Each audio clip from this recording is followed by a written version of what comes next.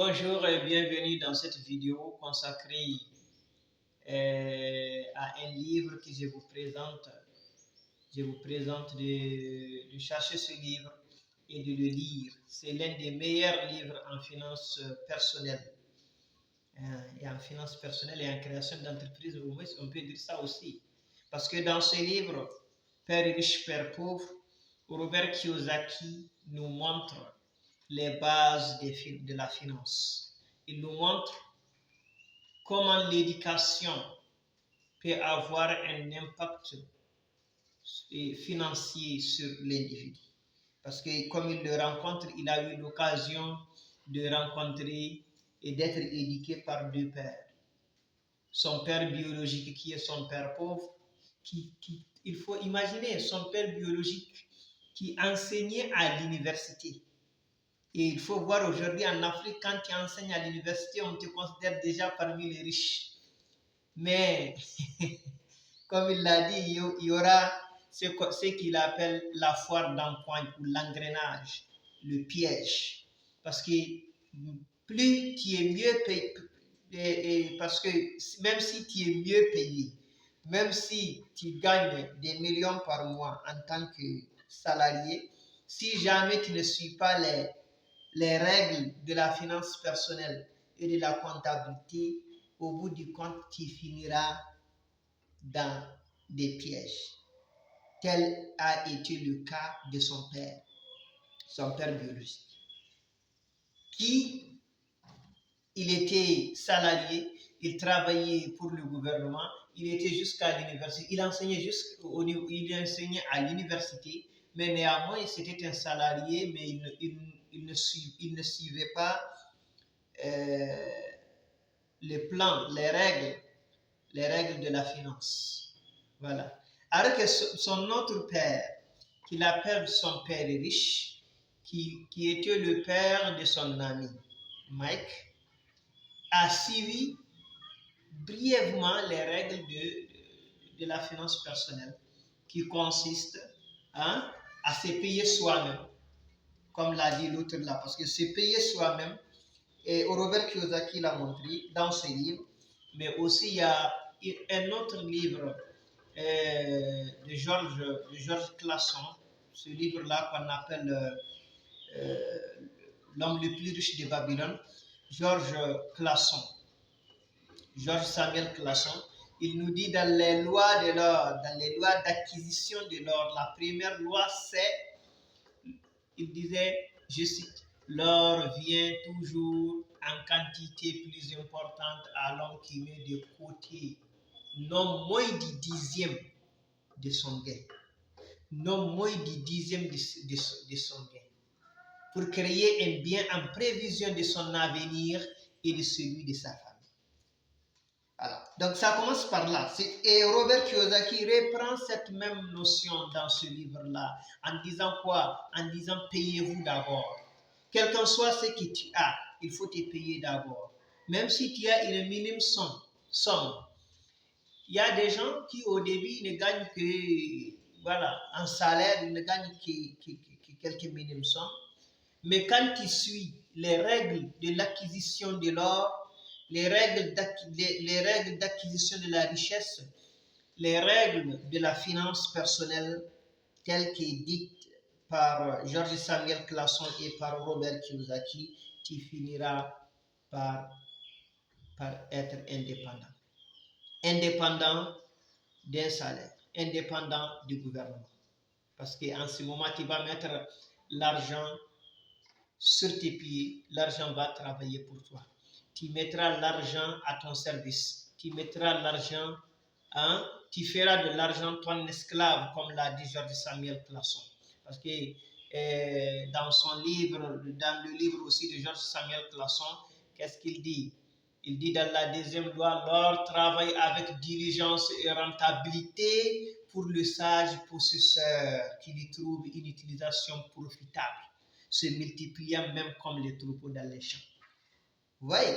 Donc, une fois que tu arrives à mettre quelque chose à côté, c'est-à-dire que l'épargne pour l'investissement. l'épargne pour l'investissement. Tu arrives à mettre un peu, quelque chose seulement, à côté. Donc, cette chose à côté là, les quelques sommes que tu as mis à côté, au fil du temps, ça va prendre de la valeur au bout de 2 ans, 3 ans, voire 4 ans. Et cet argent-là, tu peux l'investir. Tu investis cet argent pour que cet argent-là puisse te rapporter d'autres choses encore. Est-ce que vous voyez? Et ce n'est pas fini, ce n'est pas fini. Dans ce livre, c'est un livre incroyable. C'est un livre incroyable que vous voyez. J'invite tout le monde, vraiment, j'invite tout le monde à le lire. Et aussi, il parle aussi de la psychologie de l'argent, de la psychologie de je peux le faire, comment le faire. Voilà, c'est-à-dire comme quoi il disait que son père est riche. Son père pauvre, il avait l'habitude de dire, bon, je suis pauvre. Il avait l'habitude de répéter des mots comme, je ne peux pas me le permettre, je ne peux pas me le permettre, je ne suis qu'un simple, voilà.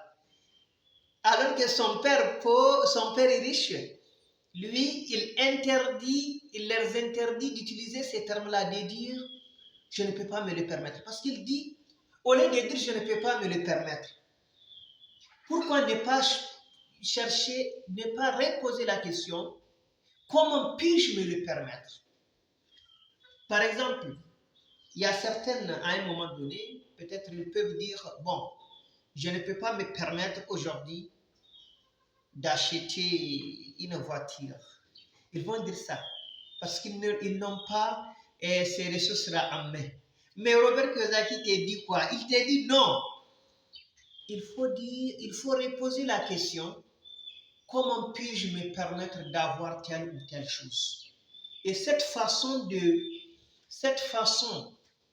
de poser la question, ça pousse l'esprit à réfléchir et à donner les différentes raisons.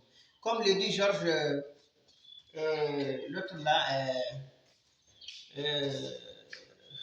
David Schwartz.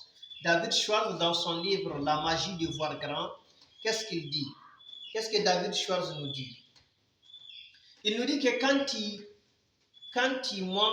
il dit je ne peux pas, ou bien je ne peux pas le faire, je ne peux pas trouver ceci, ton esprit se met automatiquement, c'est-à-dire que ton cerveau est classé en deux faces.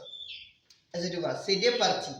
Donc, une partie qui te prouve ce qu'il appelle Monsieur Défaite, qui va te montrer en quoi telle ou telle chose est une défaite, en quoi telle ou telle chose n'est pas possible. Et une autre partie qui est Monsieur Success, qui est le côté du succès, qui quand il annonce quelque chose de succès, quelque chose de positif, il va trouver les moyens pour te prouver qu'en réalité, c'est positif. Voilà. Donc maintenant, quand il dit par exemple, comment puis-je me permettre d'avoir une voiture d'ici telle ou telle date? Oui, parce qu'il y a, comme le dit aussi l'autre là, Napoléon Hill, il faut appliquer aussi la psychologie de la précision. Il faut préciser les choses.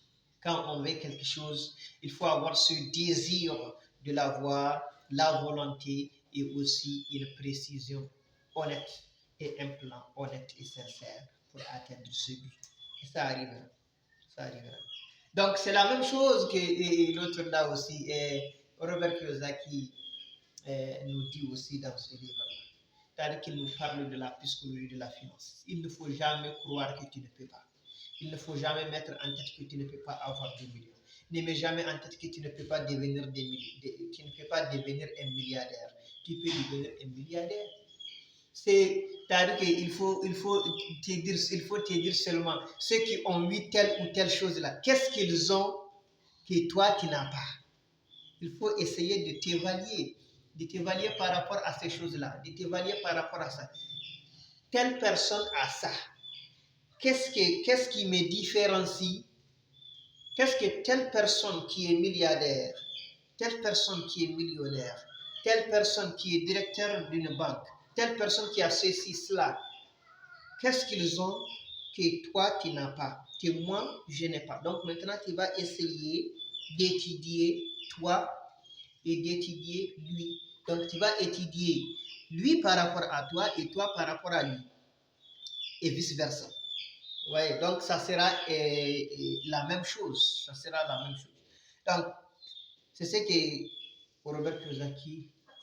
Bon, moi, quand même, je ne suis pas là en train de chercher, comment dirais-je, à résumer tout le livre pour vous, mais c'est de vous inviter seulement à la lecture. Vous savez que la lecture est une lumière.